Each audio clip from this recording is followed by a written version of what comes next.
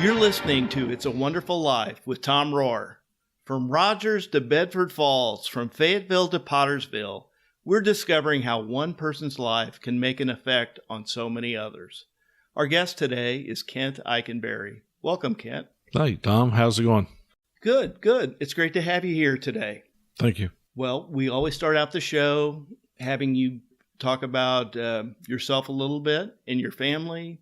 Where'd you grow up? Well, both Diane and I were coincidentally born at the same hospital in Independence, Kansas, a few months apart. I was born in November of 1954 in Independence, Kansas. Grew up on a farm south of a small town called Cherryvale, Kansas. Moved to Leota when I was 11.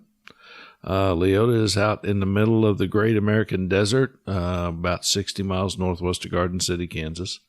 And lived there until I went to college at Kansas State. And shortly after that, my parents moved, and I never really saw a reason to go back to western Kansas. So we haven't gone there. So you grew up in southeastern Kansas. You moved to western Kansas. Uh-huh. Now, what took your parents out there? My dad tried to farm on his own, did not make a lot of money. We didn't know we didn't have a lot of money.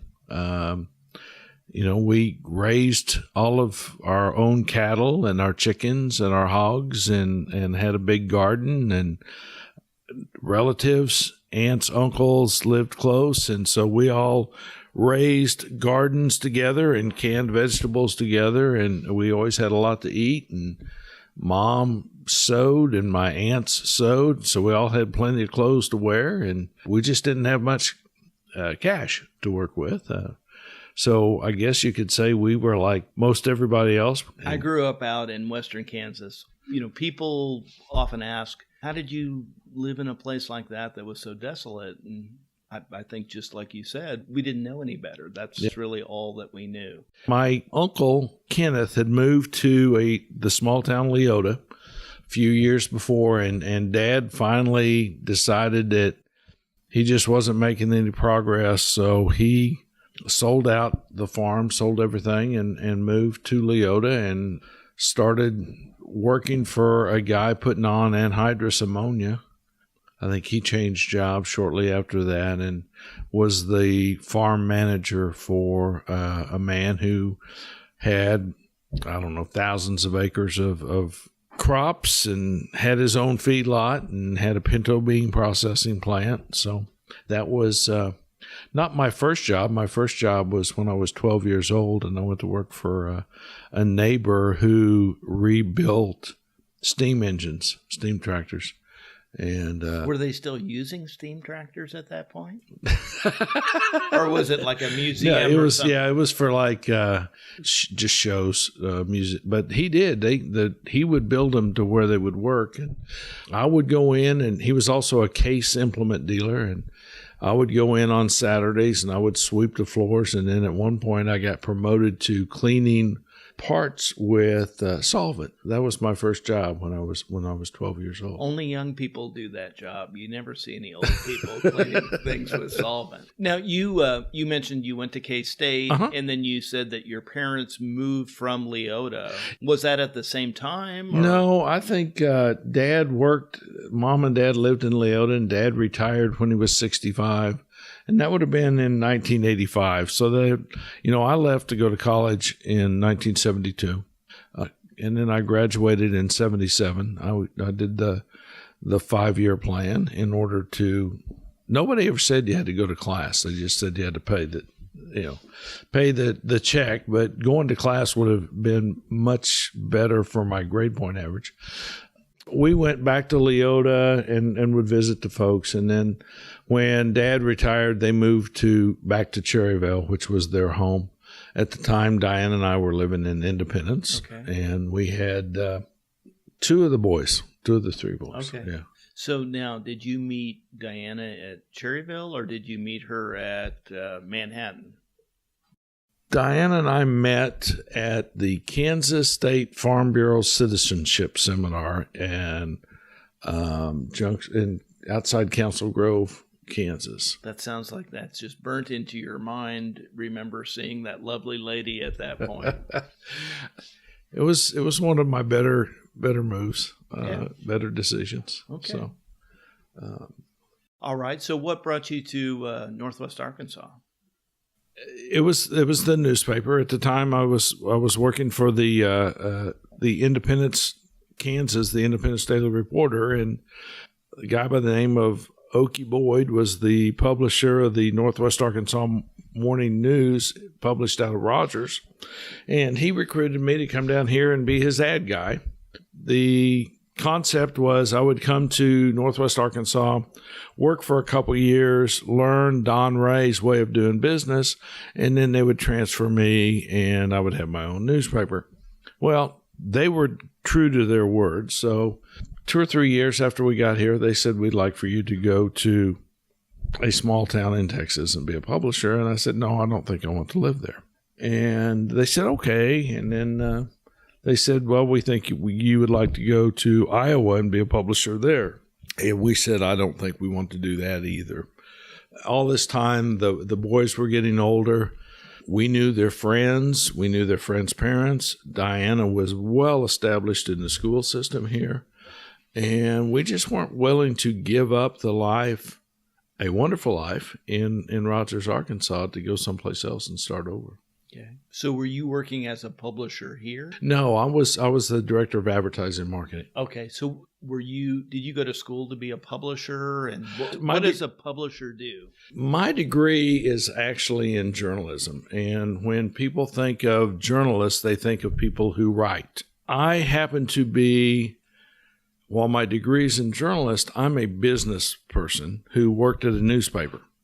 And that's what the publishers do. That's their job, is to control expenses, to generate revenue. Because newspapers are a business just like Walmart's a business. Okay. And if they don't sell enough or don't raise enough money, they can't write stories. So it's almost like a general manager kind of position. Uh-huh. Okay. And then your role here at the newspaper was? I was in charge of advertising and marketing. Okay. And you did that for quite a few years. 30 years. Wow. Between the paper in Rogers, then when it merged with the paper in Springdale, and then when the Morning News, which was owned by Stevens, merged with the Democrat Gazette, which was owned by the Husband family, to form the Northwest Arkansas Democrat Gazette. I stayed on for 7 or 8 years before I retired from the paper. So in that position, what were your responsibilities? Train salespeople, make sales presentations to advertisers, customers, help people grow their business, market the newspaper. So as Northwest Arkansas has grown, you've really known a lot of people, and it is one of the great things about my job is I was paid and encouraged to be involved in the community. That involvement has afforded me a wealth of opportunity to meet people, to be part of. I was on the startup for the board of directors for what was then the Poplar House, a mission by Mercy, at the time St. Mary's Hospital, to give free medical care. I was on the foundation board for St. Mary's. Been on chamber boards in 3 of the 4 communities in Northwest Arkansas. Was one of the original members of the Community College Foundation Board. And then, of course, my favorite was after, of course, coaching Little League baseball and soccer and basketball and doing all those things in Boy Scouts. My true passion is where I ended up now, and that's feeding people. I was on the board of the food bank from 2008 through 2014. And, of course, starting January 1st of 2016, I made the career change from newspapers to trying to help those people who don't have enough to eat. So tell us about that. What kind of things did you have to consider in making a change like that? Tom, you know me well, and you know that I'm a very loyal person. And it was very difficult for me to resign from the newspaper. It was very difficult for me to leave because it had been such integral part of my life for the past 30 years. But, I just, for several years before, not several, I would say a couple years before then, I just had this nagging feeling that God was calling me to do something different. So one day I was having lunch with Marge Wolf, who was my predecessor, and I said, Marge, I think I don't want you to retire yet. I'm not trying to run you off, but I think God wants me to take your job when you retire. And she kind of smiled and she said, well, I don't think that's such a strange idea, because I am planning on retiring at the first of the year and the board would like for you to take my place. So when she made her official resignation, I submitted my name, and about the day I was going to tell my boss at the newspaper that I was going to leave, she and I were close friends, and she called me into her office and she says, I just want you to know I resigned today. So back to the loyalty thing, I couldn't, in good conscience, both of us leave the newspaper. It could be two levels of leadership. Yeah. So I called the chairman of the board of the food bank and said, you know what, I rescind my application. I said, that's just, to me, it's God sending me a stop sign message. I went ahead and did her job for, 2 or 3 weeks, I guess, and really was not enjoying it. It was different than what I remembered it to be, and I remember Mike calling me and saying, are you sure that was a stop sign, not just a yield sign? Said, I think you're right. I think God gave me the opportunity to do that job for 2 or 3 weeks to prove to me that it wasn't what I wanted to do. I have never looked back. I have no regrets about the newspaper, and I have no regrets about leaving the newspaper. So I gave my notice on, early in November that I was going to leave at the first of the year. So I gave them about 6 or 7 or 8 weeks of notice, and then went to work for the food bank, went to work one day, and then went back to the newspaper the next day and did all the year-end stuff, and then went back to the food bank. But certain things happen when you're open to see them, and we've talked over the years. I struggle with actually listening to God speaking to us. But the day I gave notice, Nathan had posted something on Facebook, and it was about the Syrian refugees. He said, I never quote scripture. Matthew 25, whatever it is, says, for I was hungry and you fed me. And that was the day that I told the newspaper I was going to go feed people for the rest of my life. It's pretty and that was pretty reassuring that I had made the right decision. That's great.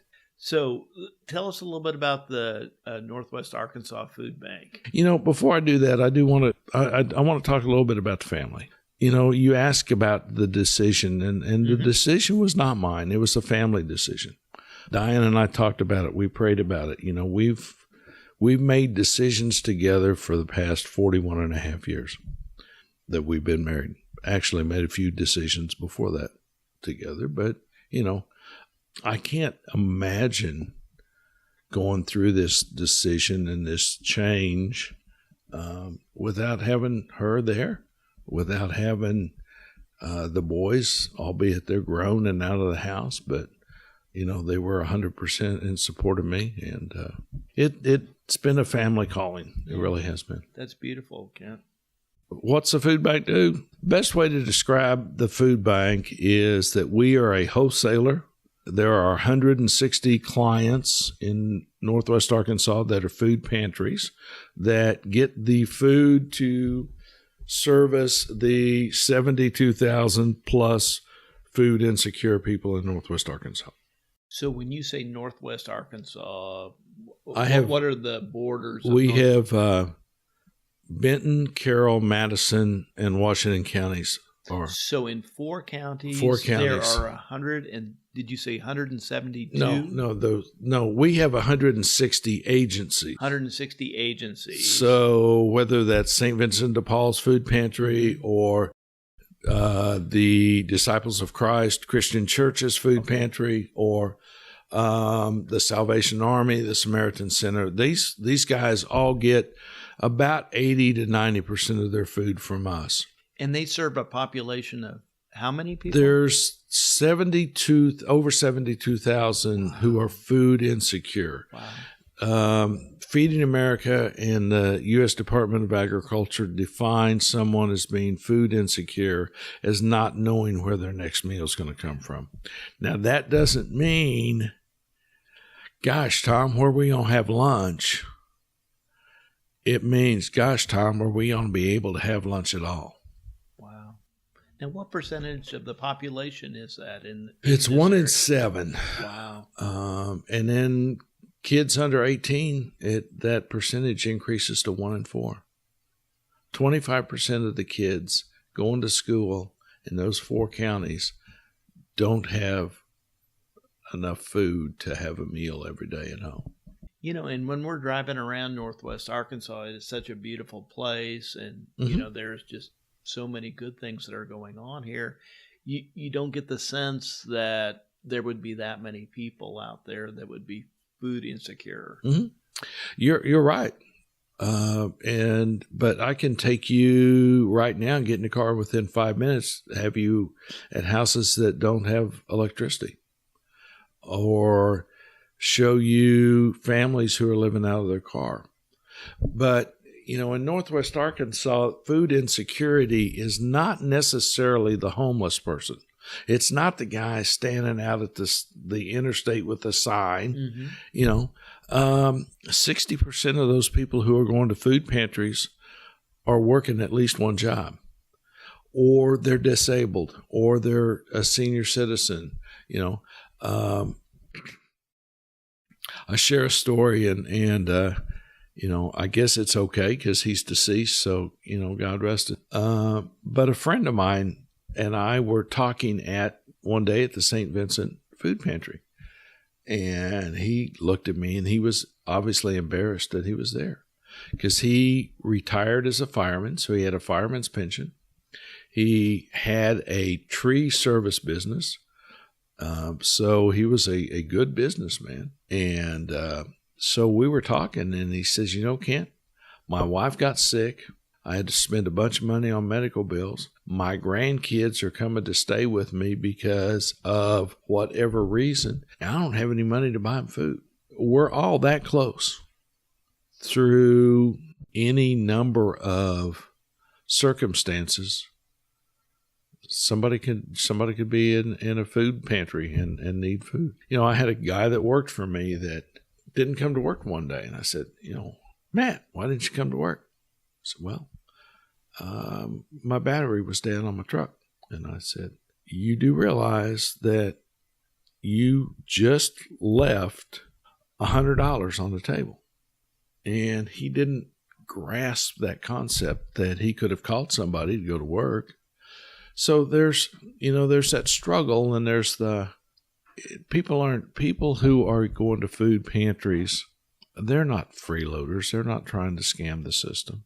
They're good old Joes, and that, you know, are giving it their best shot and maybe haven't made the best decisions, but. And they just struggle. And it sounds like you get to know them also. Most of the people that I come in contact with is when I work at the food pantry. Okay. You know, Diane and I still volunteer at least once a month at St. Vincent. And I think it's important for me to do my job to have that interaction with the end client. Mm-hmm.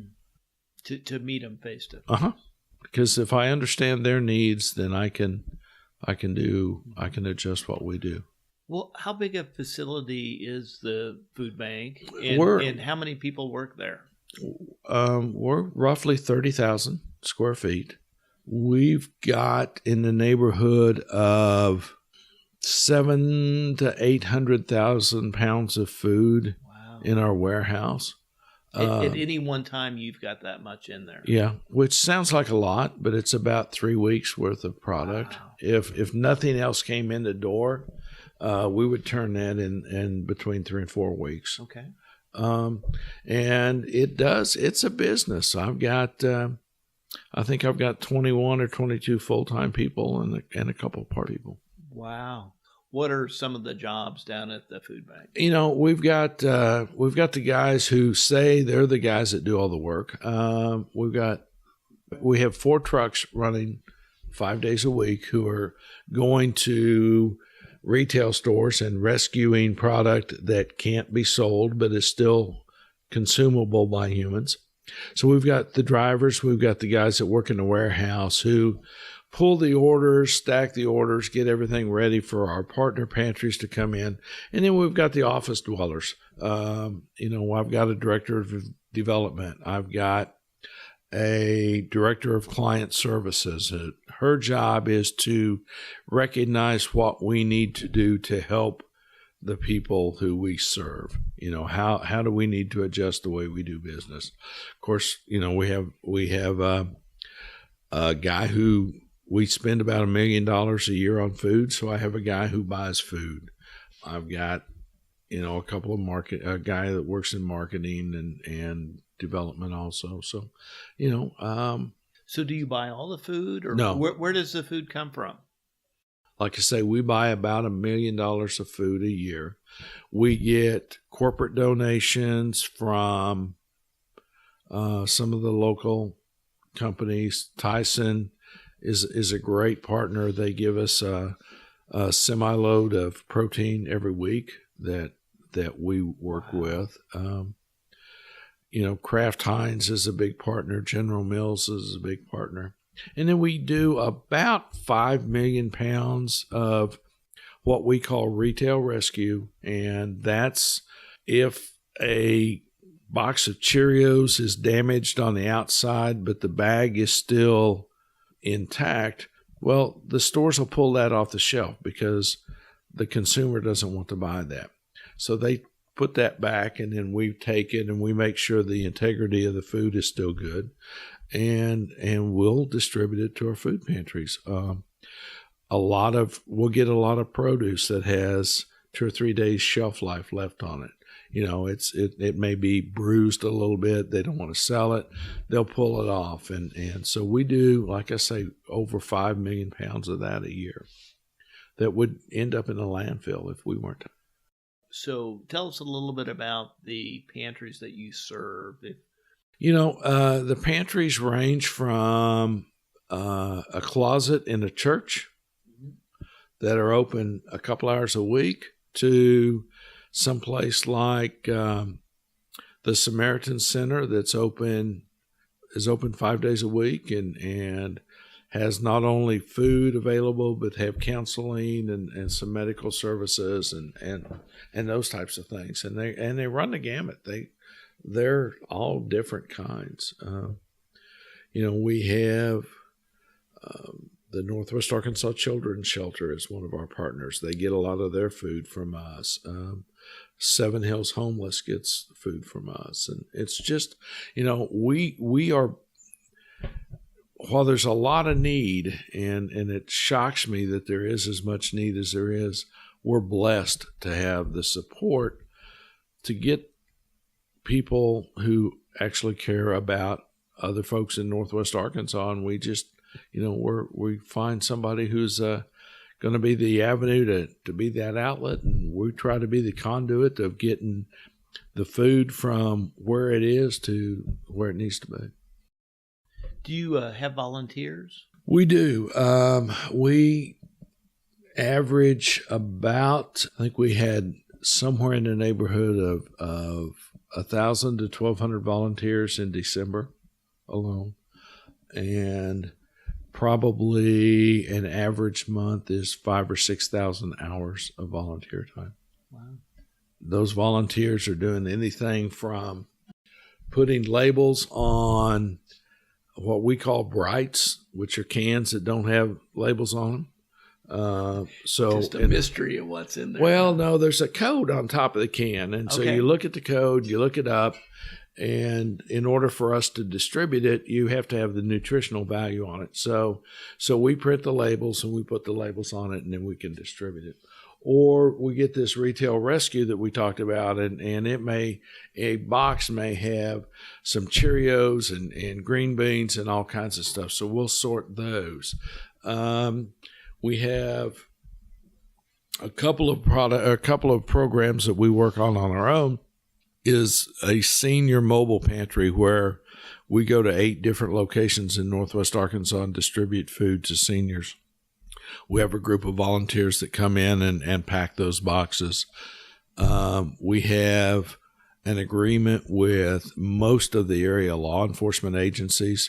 So we have a group that'll come in and pack those boxes. And it's an emergency box of food that the cops carry in the back of their car. And if they find somebody that obviously food is an issue with them, they give them that box of food. Our goal is... If you had a group that, like at Walmart, they have the volunteer always pays, you welcome groups like that? Oh, absolutely.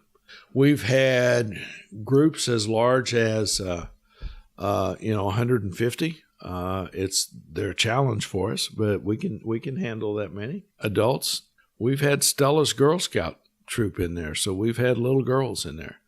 The days that we had the little girls, they marked out the barcodes on the bread. So there's always things that you can assign work for all kinds of. So now, do you have any food drives or fundraisers? Our food drives are going on constantly. We have a lot of businesses that have food drives. We enjoy food drives. Food drives are the core of how food banking got started. But at the risk of sounding greedy, we work with Feeding America.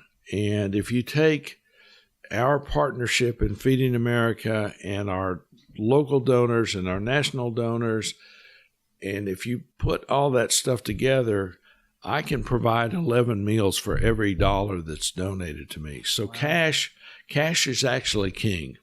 But I also understand that cash does not make you as a donor feel as good as a jar of peanut butter. Yeah. So food drives are still critical. And it's probably good for your soul to come down and see the operation and maybe run into somebody that benefits from from. Sure. That's very good. So if I'm someone listening here, how would I get involved, or what would be the best way to get involved? We have 2 ways. Certainly as a volunteer, we do take individuals. You can call 479-872-8774 and say that you want to volunteer. You can go to nwafoodbank.org and click on the tag that says volunteer, and that'll get you set up. Equally as important is just recognizing that there is a need in Northwest Arkansas. You said it earlier that you drive around this area and you don't think there's people who need our services. You just don't see them. They're invisible. Hunger is a faceless thing. I would say that you worked with guys who were food insecure. I know I did at the newspaper. And had no idea. But, when you figure, let's say, a lot of folks in Northwest Arkansas make $10 or $11 or $12 an hour. Well, $10 an hour is less than $21,000 a year. It's tough to make a go on that. It's referred to as a face issue. Very inspiring. Are you ready to go to the lightning round? This is the part of the show where we get to know a little bit about you. Well, as a fellow Western Kansaner, we didn't have a lot of lightning where we grew up. Well, this ought to be really special, and when you did, you knew it was time to go to the house. All right. Especially if it was coming out of the east. That's right. That's right. You could be going up like Dorothy's house. All right, let's try. First question. Okay. What inspires you, Kent? Trying to do what God wants all of us to do. and that's to help each other. Like you said earlier, that's hard to do sometimes. Yeah, I'm not sure. I'd like to say I would still be in this position had I not gone through Cursillo, but I think Cursillo changed the way I looked at life. So what's Cursillo? It's a small 3-day course on how to better live your faith life. Okay. I think Diana would attest that was a time in my life where I started going from not really an angry person, but I became a much more patient person. I think I'm much more patient. Yeah, I would agree with that. So, but I also went through a period now that I want to, we've been so blessed with so much things in our life. Haven't touched as many people as George did, but,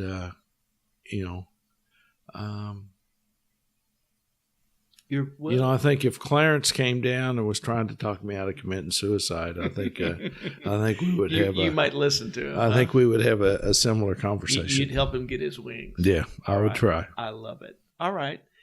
Okay, so what would we find you doing when you're not working at the food bank?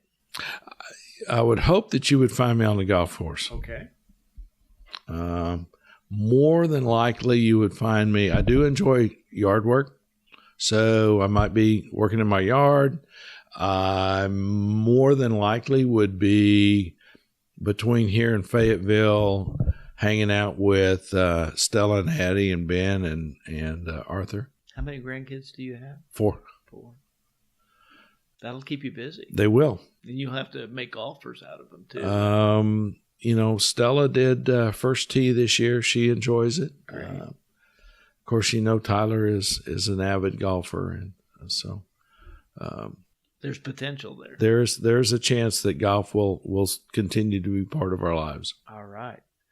Last question. What was the last gift you gave someone? The cheesy answer is I think every day I give a gift to myself. Okay, you got to do better than that. I know. I was kind of hoping to slide that through. Well, let's see. I gave Diana for Christmas, I think was the last time we gave anybody any gifts. And she got a rangefinder so that she could tell how far she hit the golf ball. Oh, okay. And then I thought maybe she had picked up fishing or something. No. We enjoy Christmas. We enjoy sharing gifts with the family. Right. But and she's probably somebody who's a golf partner for you pretty regularly too. She is. Okay. Well, Kent, we appreciate you talking to us today and opening up. We love what you're doing, and we appreciate the service that you offer for the community. Thank you so much. Thank you for tuning in to It's a Wonderful Life. And remember, the only things that you can take with you is that which you give away. This is Tom Rohr, the richest man in town, signing off till next time.